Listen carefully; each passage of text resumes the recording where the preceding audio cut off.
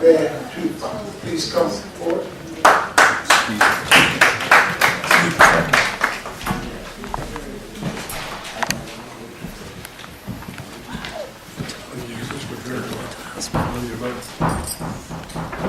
Good afternoon.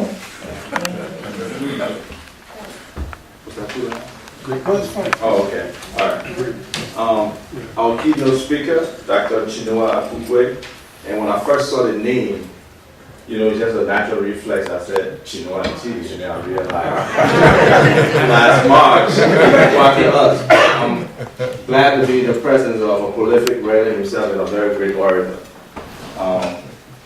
The other panel guest, Mr. Foote, guests, the distinguished panelists, like to thank the organizer of this forum for this invitation, you know, extended to me through Ms. Emerald Woods, because sometimes we never get the opportunity to provide a direct perspective of what we in the diaspora feel about what's happening, you know, with this situation.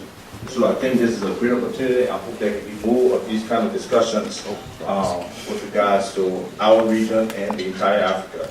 I also want to thank the African Union for providing this opportunity for this gathering. We in the Diaspora Liberia Ebola Crisis Response Campaign are really touched about the need for support in the region. I would like to focus on the entire region, but I think I would prefer to focus primarily on Liberia, even though I will introduce pieces of the region while I speak. A friend of mine just returned home to Liberia. She left here to go back. She left on Sunday.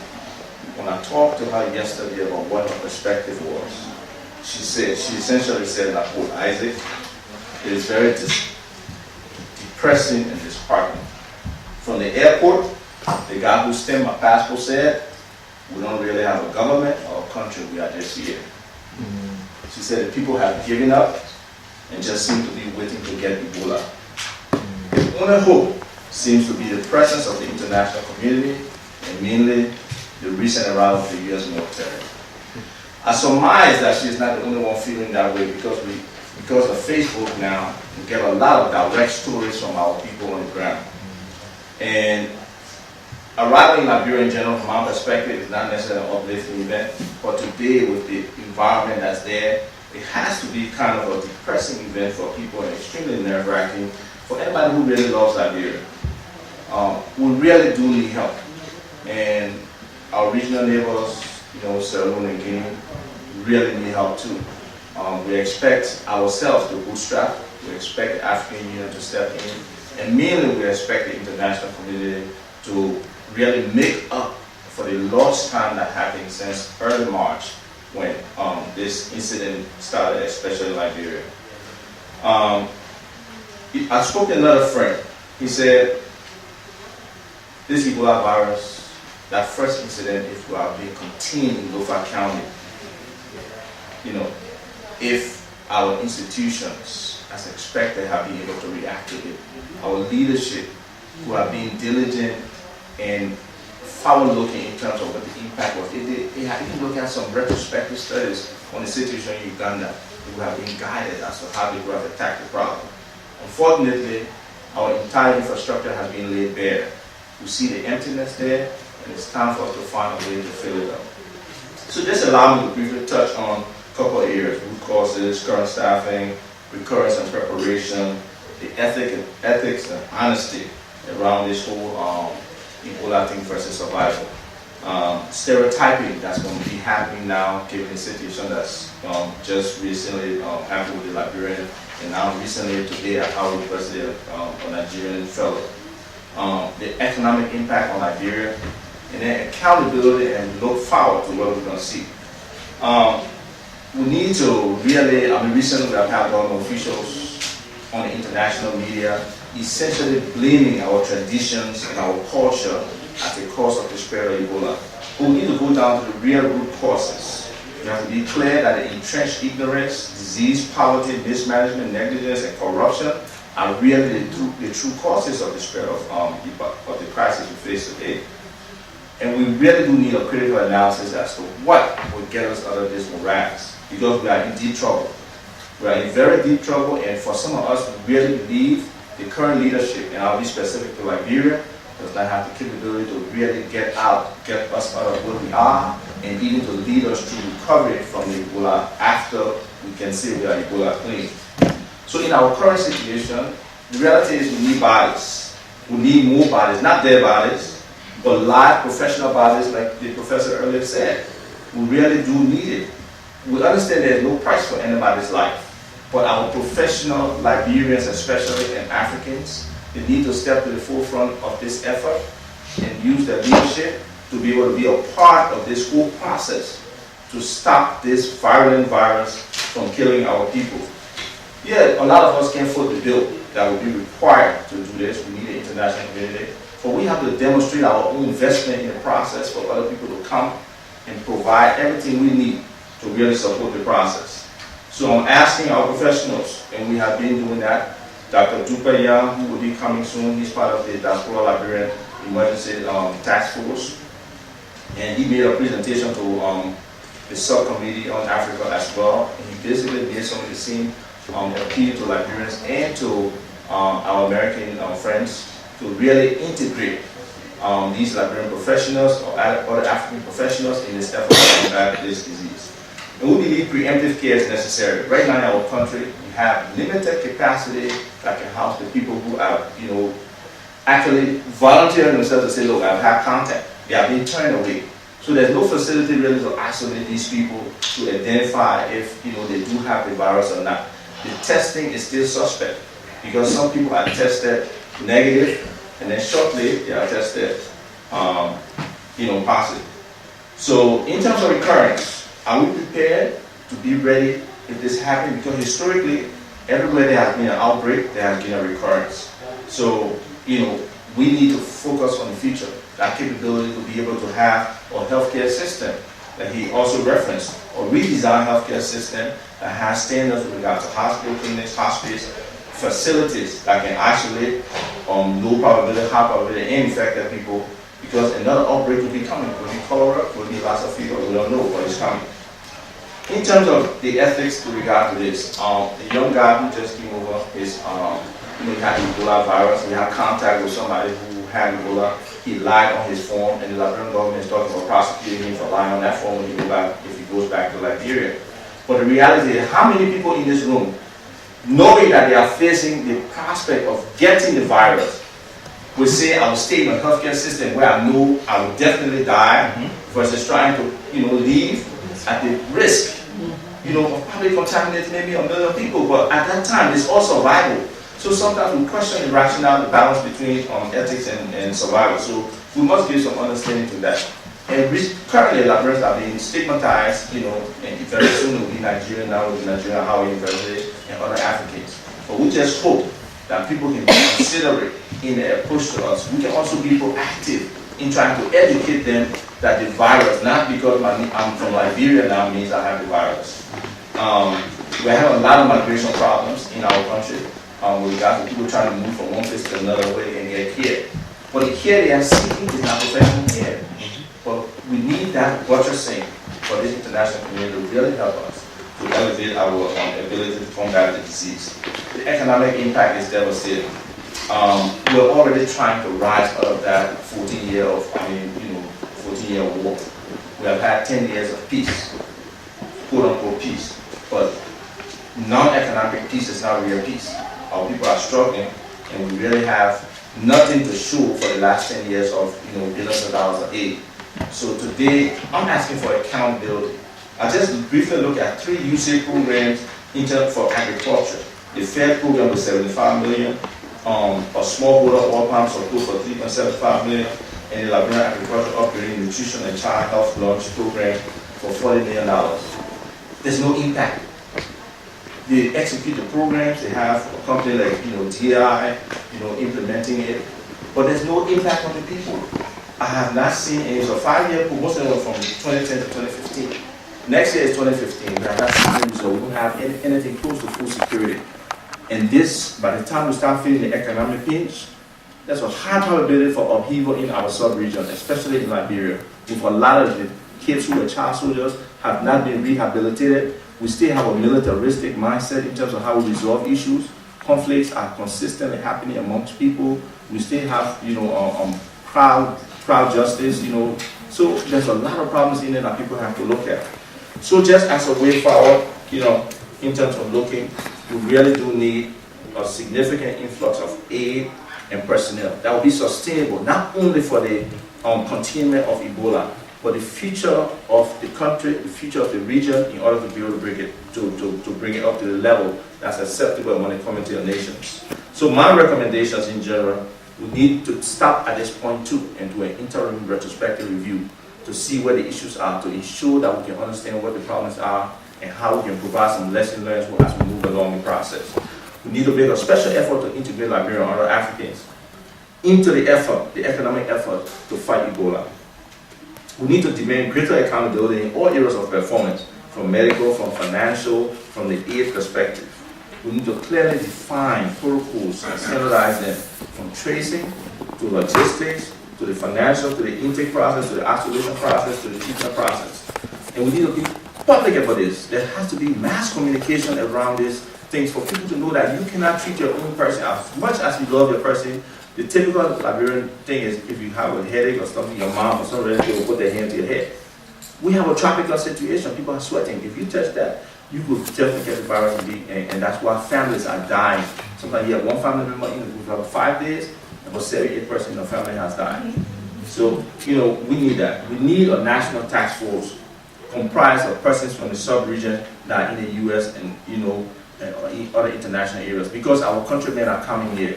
That adjustment, we have to be able to help the effort, because we cannot get the blame, contaminate people in other areas, and then we lose out because the Ron Paul, the Bill O'Reilly's, and other people are now calling for contamination. Quarantining of West Africa. So when people like that are making that noise, eventually the other libertarians, the other Tea Party folks, and the other real conservative Americans will pick that up, and we will be in a very tough fight with Congress to provide funding for what we want to do. So folks, we need to really work together. I really appreciate the opportunity, and I hope I did a good job. Thank you very much. Good man, and because I asked him to summarize the remarks, and he did that for me, so thank you very much. On your program, the next week you have, it says, Africa Bureau USAID to be determined. It's been determined. And Ms. Jonathan Williams from USAID is here to speak. She's a special assistant to the administrator for Africa at USAID. And we're welcome to have her. As she's coming forward, she's been very helpful. I was organizing some conferences at HBCUs to have young black children understand what career opportunities exist in the diplomatic community. And I said, Jonathan, I want you. I don't want you to bring no old gray-haired black people up here to talk about, because they washed out. I said, bring me some young people like yourself. And that's what she did up at Cheney University and UDC and Lincoln. So give her a big hand for it. All right. Thank you all very much. Thank you, Sam, for that great extra introduction, and to all the distinguished speakers that have come thus far. As Sam mentioned, my name is Jonathan Williams. I do work in the Africa Bureau at USAID. I'm also on the Ebola Task Force at USAID, focusing on diaspora outreach and engagement, making sure folks know what the U.S. government is doing and how they can be involved. I'm also, I guess, the first generation or second generation Sierra Leonean. I was born here by my parents. Aunts and uncles are all from Sierra Leone, so I do take this issue very personally. I'm sure, like many of you, I am constantly texting and emailing and reaching out to my, particularly my young family back home, making sure that they're listening to instructions, that they know what to do, that they're being careful. And I'm living in dread of the day that we get that call, or that we hear that it is reaching. Thus far, thank God it has not. But I think we all need to be a part of this fight, as many people have said. So I'm here to talk to you a little bit briefly about the U.S. response, what we're doing, what USAID is doing on the ground, and then how you can be engaged, most of which you've really already heard. The U.S. has adopted a 4-pillar strategy for combating this epidemic. The first is controlling and containing it. The second is mitigating second-order impacts. heard about that a lot. The economic, the political, and the social impacts that will happen as a result of the epidemic. The third is coordinating a U.S. and broader global response. And then the fourth is fortifying the health security infrastructure, both in the region and beyond, so that this kind of thing does not attack us again. Our focus in these early months has really been on the first three, or the first two of the four pillars: controlling and combating the epidemic, and coordinating the broader response. We fully recognize that a coordinated global effort is what's required, and so from the outset, we've been working very closely with the governments, with the UN, with the World Health Organization, the governments of Sierra Leone, Liberia, Nigeria, Guinea, Senegal, UK, France, Germany, Norway, the African Union, and the European Union, to make sure that it really is an international response. We are so glad that the UN has established their command and control center in Ghana, and really think that, the one thing that I think a lot of the groups have been crying for is having one person in control to kind of help steer all of our efforts through. So that's a great step in that direction. On the U.S. side, USAID is leading the U.S. response, but in very close collaboration with the CDC, the Department of Defense, the State Department, the U.S. Forest Service, and this is a whole of government effort, as it's been one of President Obama's key pushes really from the start of his administration, that the U.S. government has a lot of capacity to put on many issues, and we need to do it in a coordinated effort at all times. Our efforts to date, like I said, has focused on controlling the spread of the disease. We've been working to bring in labs for better testing, specimen testing, supporting the much-needed construction of the Ebola treatment units, airlifting critical relief supplies, strengthening emergency response systems, the affected government, supporting burial teams, and spearheading mass public awareness campaigns.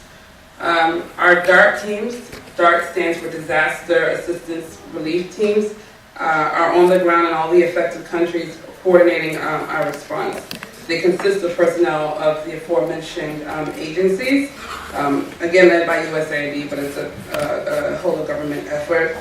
They really work to assess and identify the priority needs, coordinate logistics, planning, operations, and then build the ETUs. So we're funding the building of ETUs, as well as providing the plastic sheeting, the generators, the different things that are needed to run the ETUs. And then many of them, at least the ones that have been done so far, are being managed by some of our NGO partners on the ground, so the World Health Organization, the IMC, and others. Another key focus of ours is what we call the community care campaign. I think it's kind of come up in some other remarks, but really recognizing, number one, that as we're working to build capacity, increase the number of beds that can treat Ebola infected patients, we have to worry about, as you were saying, the communities at home. So providing information and education training on how folks can protect themselves and their loved ones. Folks we've been hearing, are being turned away from hospitals. So if they're having to treat loved ones at home, how do they treat them? Making sure that they have the appropriate equipment and just the training to be able to treat them at home, not contract it themselves, and definitely not spread it amongst other family members. We're partnering with UNICEF and the Paul G. Allen Foundation to provide up to 500,000 protection kits that will help reduce transmission in the communities. Those will be delivered to the community care centers. They consist of soaps, chlorines, protective equipment, again, just things to help individuals keep themselves safe at home or in their local communities. We're also educating caregivers on identifying the symptoms of Ebola and protecting themselves when helping sick family members. Our Office of Food for Peace is providing $6.6 million to the UN World Food Program. to help provide rice, peas, and vegetable oil to the patients in the Ebola treatment unit. So again, trying to have a holistic approach to the response.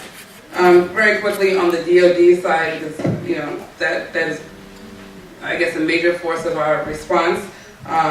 Major General Darrell Williams arrived in Monrovia last week. He was appointed by the President to lead the DoD response in Africa. It's called Operation United Assistance. It may involve up to 3,000 personnel. So I know the 3,000 number has been out there. It's up to 3,000. The first number, and I don't know the exact number, did just touch ground a few days ago, and we'll be ramping up over the next several weeks. The goal is to build 17 Ebola treatment units. And really right now, we're appealing to the medical community, I think as you've heard several times from several speakers, to help staff these. So, DoD is coming in with the logistics supports, they're coming in, with their command and control expertise, they're helping to build these quickly. They're even planning to train 500 healthcare workers a week.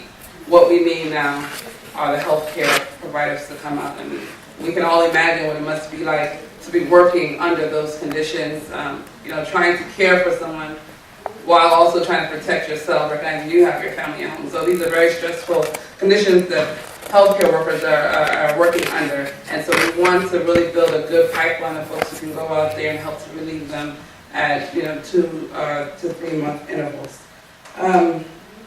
And then the State Department, because of the AU, as I mentioned, the State Department has provided $10 million to help support the AU and sending over 100 healthcare workers. And I'll kind of leave it at that and just again make an appeal that where you can come in amongst many of the things some of the other speakers have said as the diaspora is in encouraging others, particularly in the health field, trained healthcare workers, to volunteer, to sign up to volunteer, to go over. Training is being provided. We're working very closely with our partners on the ground to provide them with individuals who have signed up to work. So, we can't identify any particular place, country, or what have you, but we just know that we need a lot of folks to help go out there. USA has set up a website to help take in information. If you just go to the main USAID website right now, before you can even kind of go in, there's a splash page that asks you if you want to sign up to help with the Ebola effort. Encouraging you, please, if you are a trained medical professional and have capacity, to please do so, but to also spread that word amongst your networks. I'm working on building a good diaspora network that I can also share information with. So I have my card here. If you want to get my information later on, please see me afterwards, and I'll start back with you.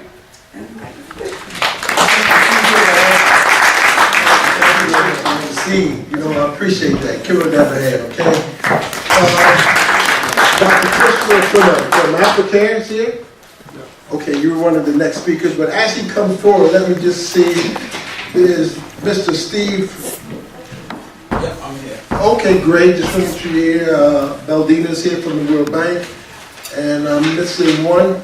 Did Food and Drug Administration person come? Liberian Infectious Disease Specialist. Okay, so we're going to go forward. Please come forward. Africa, as you know, was founded by the great, legendary C. Payne Lucas, a brother who was a mentor to many of us, and some of us he just tolerated. But his work continues, his legacy is here, and I'm honored to have you to be with us. Thank you very much. Thank you very much. I know that there are some of us who have been here for quite some time who were the first people to come in. I thank you for your patience. Africa, as yes, correctly said, was founded by African Americans and Africans to work for Africa. Africa intervenes only in the African continent.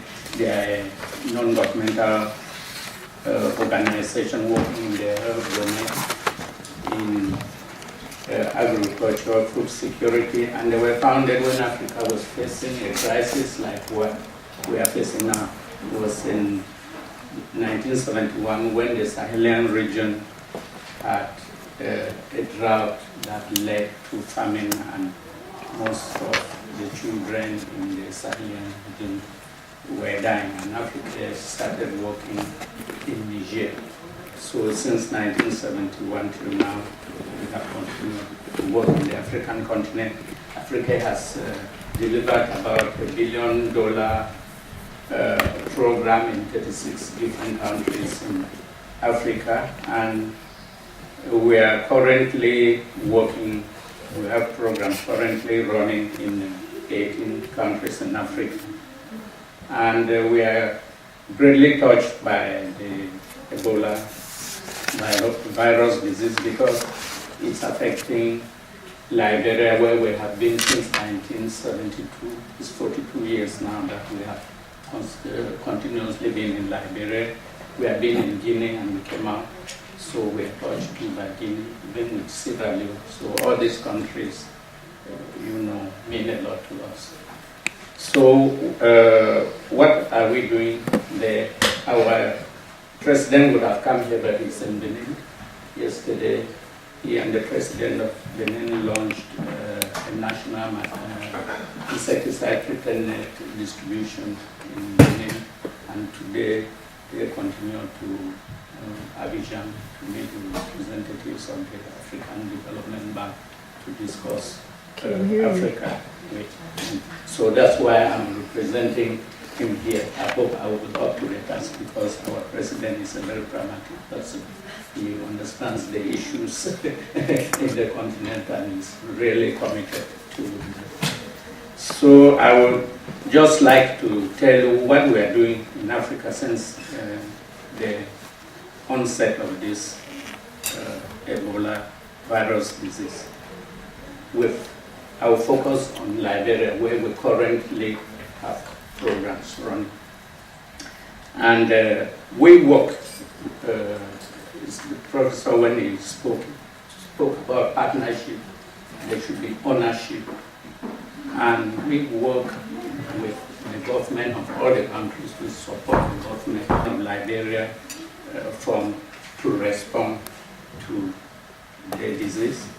So at that level, we inform government of what is happening, where we are intervening, and we support them in developing protocols for implementing activities down in the health facilities where we work.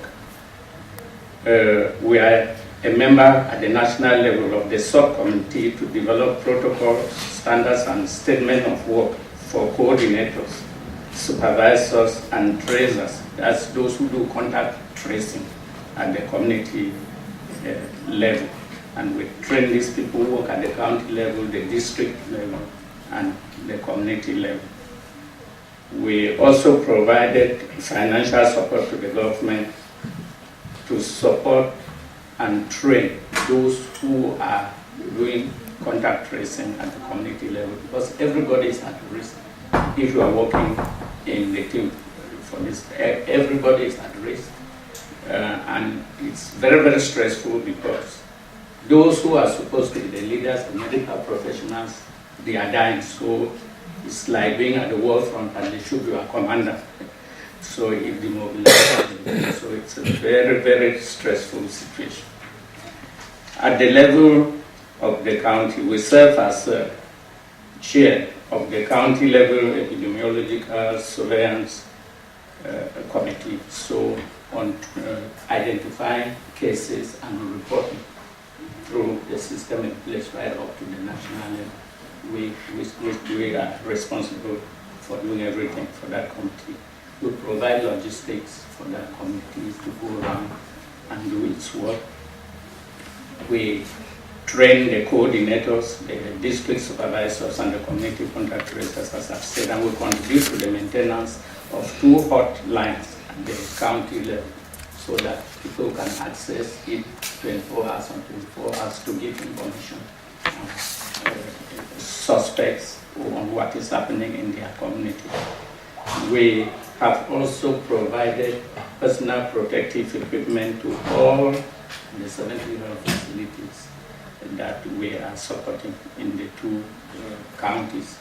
We also implemented a project where we constructed what we call maternal waiting homes in 15 different health facilities where women living in the rural area and don't have access to skilled birth attendants come and stay in those homes when they are near delivery so that they can deliver under skilled attendants. This is a USAID funded project and it has actually improved maternal and newborn child health. At the district level, we're ensuring that sufficient quantities of protective material are taken down to where they are most needed. They are taken to the health facilities. They are provided to people who are risking their lives to go through contact tracing. So we're responsible for transportation and other inputs such as antiseptics and things for decontaminating the surfaces that have been soiled. We also provide technical support through our personnel because our personnel are embedded in the community. So they are actually working side by side with the health facilities that with community health workers to make sure they do what they are expected to do. At the community level, we provide financial and other forms of incentives for those who are charged with the responsibility of bearing those who have been victims of Ebola, as well as environmental health technicians who go around and make sure people are careful what they do, or they respect the protocols that have been provided for them. We are also responsible for making sure that the messages which are going out to the communities are appropriate messages with respect to Ebola, because as the ambassador said, most of the people don't believe that this is a real situation. Our sisters said Ebola is real, it's not fiction. So we need to let these people know that it's true. This is what we are doing. What do we look at the future? The representative of USAID spoke about community care centers. We have developed with our country team proposals where we are soliciting funding from our friends to build these community care centers where people who are suspected are brought and they are quickly examined to see whether they are real cases or not. And if they are not real cases, they are moved to health facilities where they are treated, and those who are infected are sent to the Ebola treatment units. I would like to say in the two counties where we are working, most health facilities in Liberia closed for some time. But in the two countries where we're working, health facilities haven't closed, they are still functioning. I would like to say that any help that we can give for Liberia, for Guinea, for Sierra Leone is important. We at the headquarters, we have shipped 3 containers, one to Guinea, one to Liberia, and one to Sierra Leone with personal protective equipment and other communities to help those who are in the forefront doing it. Thank you very much. Thank you. I mentioned the great contribution that C. Payne Lucas, the founder of Africa, has done. This next speaker is from OIC International, and I had the honor and pleasure of being mentored by the great Reverend Leon Solomon himself. I studied for a PhD in cooperative economics in Denmark, Sweden, and Holland in 72 or 73, and Reverend Solomon sent me there. And when I got back, he sent me to Togo. In 19, sent me to Russia, Uzbekistan, the Philippines. We had them all over the world. So happy to turn over To Steve, tell me your last name, pronounce it. Yeah, Steve is our COT in Liberia, but you might have heard from nearby that you may have to go to Canada, so nice decided not to show up. Okay, so please so speak I'm requesting. quickly, and we have 2 more speakers after you, and then Yes. we'll get into questions and answers. Okay? Yes, thank you. From OIC International, please give me a big hand. Moderator, our guest speaker, and distinguished guests, ladies and gentlemen. This is an unusual forum for me because I normally don't stand on these podiums. So my name is Kenton Kaira. I work for OICI. Microphone. You don't get it. My name is Kenton Kaira. I work Thank for OICI International. I'm the advisor for program development. And we have programs in Liberia, Guinea, and Sierra Leone. Our Liberia and Guinea programs are all funded by USAID. In Liberia, we have a Title II program, which was 35 million. That's now getting into its 5th year. And in Sierra Leone, it's a USAID Development Credit Authority program that's running in the Futa Jalon Highlands in Guinea. In Sierra Leone, we are a sub-awardee to SDI program. So we do a functional literacy program and vocational training in Sierra Leone. Now, our existing programs are developmental programs, but there are different stages of the implementation. So what has happened in the catchment areas, in the target counties where we work, is that the Ebola has impacted the existing implementation of those programs. And so we had to do some contingency planning to adapt the activities so that we could address the additional constraints that have occurred associated with the Ebola. So we've gone through that process, and we're moving into a process of working on responding to an emergency phase in cases where the existing development interventions are not effective enough in addressing the emergency needs of the population. So we are in the process of developing those proposals, and we have our key customer obviously is USAID. But right now our main focus is the adaptation, which is a TA modification of our existing development programs so that we can effectively redirect resources to address the additional constraints that Ebola has caused in the implementation of those development programs. In terms of the diaspora, I am hoping that we will have more consultation with the diaspora to see areas of complementarity, and especially in the sectors where we work, which is agriculture, food security, and workforce development. I think those are my remarks. Thank you. Thank you. Thank you very much. A number of people here who are already engaged, of course, Africa, and Charles Sharp from the Black Emergency Medicine Association. My next speaker is our dear friend and colleague, Ms. Beldina Uma. Beldina is the chair of the World Bank Group African Society, World Bank Group IMF African Society, partnering organization with Consistency for Africa. We're pleased to have her here. Please give her a big hand.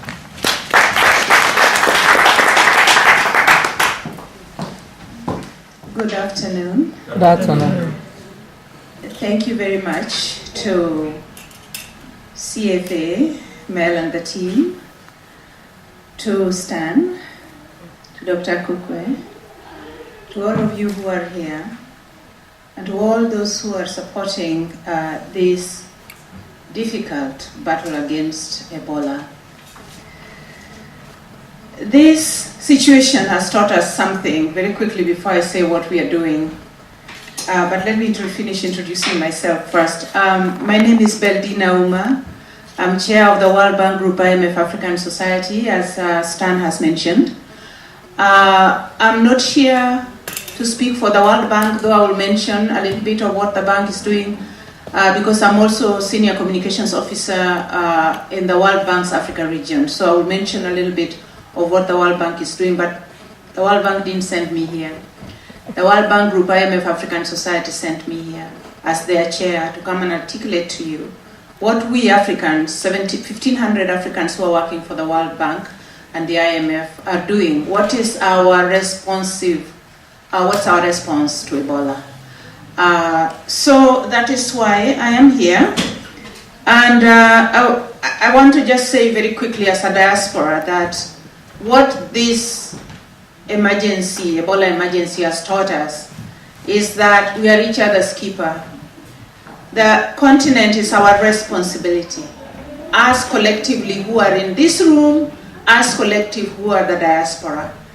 Because whatever is happening to Africa, if we don't put fire under the feet of everybody, every single body in this world, they will not remember that we live in a global world, that we live in one village, where something happening in Africa can catch up with them in just a few days.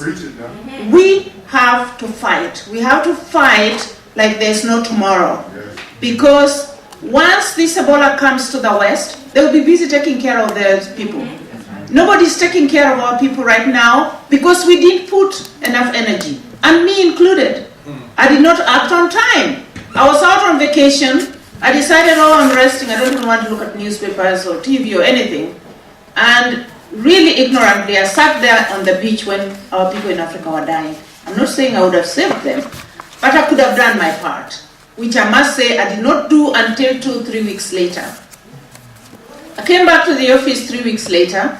I found that some of my colleagues were already trying to do something, but because they were not in leadership positions, they were not able to do as much and as quickly. And what they also did, when they started putting funds together to do fundraiser from the World Bank staff, they assigned the monies to go to Red Cross and to go to Doctors Without Borders, forgetting that we have workers on the ground, that we have Africans and African American institutions that are on the ground that actually know what's going on.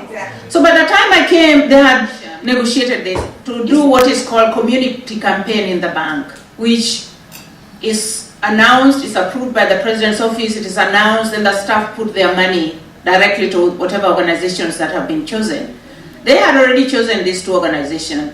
So when I went, they told me, oh, Beldina, we can't even get the bank to authorize us to collect money. What can you do? Can you go to the President's office, which I did.